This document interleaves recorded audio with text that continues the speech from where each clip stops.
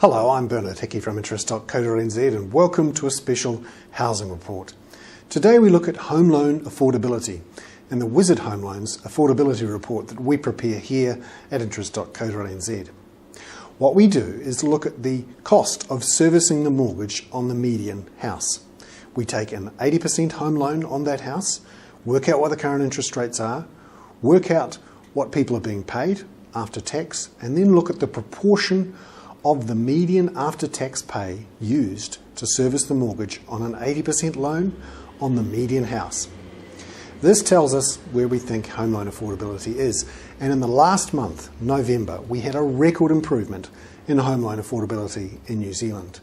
We went from having to spend 67.9% of the median after-tax pay to service the mortgage on the median house in October.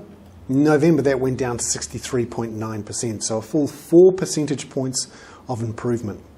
Now, this is all about lower interest rates.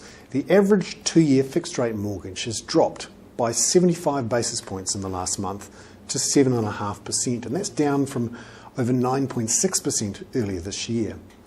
House prices were relatively stable in the month, but we are seeing pressure on house prices, and they'll be expected to fall further in the next year or so. Tax cuts in October helped, obviously. It didn't help in November, but we should be expecting more tax cuts in April next year. So there we have it. One of the silver linings to the credit crunch. Housing affordability is improving sharply. But remember, at 63.9%, it's still basically unaffordable for most people on a single income. It's getting better, but it won't be back to the sort of levels we saw in 2003 and 2004 until it gets down to about 40%. So some way to go. I'm Bernard Hickey from interest.co.nz. That was a special housing report on the Wizard Home Loans Housing Affordability Series.